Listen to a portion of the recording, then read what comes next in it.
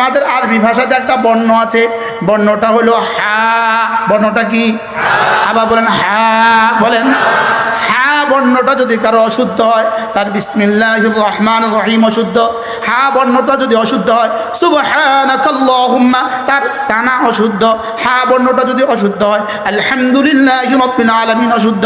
হা বর্ণটা যদি অশুদ্ধ হয়, সুবহান রাব্বিয়াল আযীম, রুকুটা অশুদ্ধ। হা বর্ণটা যদি অশুদ্ধ হয়, সুবহান রাব্বিয়াল আলা, তার সিজদাটা অশুদ্ধ। হা বর্ণটা যদি অশুদ্ধ হয়, তার আত্তাহিয়াতু লিল্লাহি, তার বৈঠকটা অশুদ্ধ। এবার বলেন তো, একটা বর্ণ যদি অশুদ্ধ হয়, আপনার জীবনে কি কি শুদ্ধ? কি? একটা বর্ণ যদি অশুদ্ধ হয়, জীবনে কি কি শুদ্ধ? হ্যাঁ, এবার বলুন তো দেখি, এই বর্ণগুলো শুদ্ধ করায় প্রাইমারি স্কুলে, আরো জোরে, হাই স্কুলে, কলেজে, ইউনিভার্সিটিতে। এজন্য আমরা বলি প্রাইমারি স্কুলে পড়ো, প্রাইমারি স্কুলে পড়াও, এতে আমাদের কোনো বাধা নাই।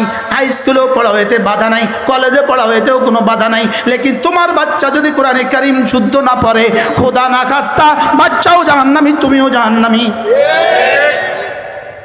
শক্ত হয়ে গেছে।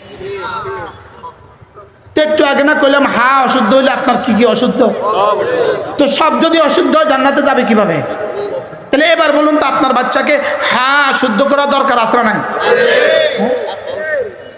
আইন শুদ্ধ করা দরকার আছে না নাই? এবার শুদ্ধ করা হয় কোথায়?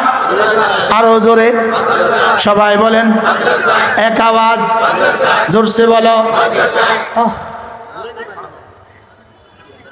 তাহলে আমার বাচ্চাকে কোথায় পড়াবো?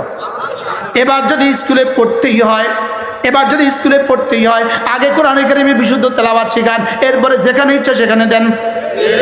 কি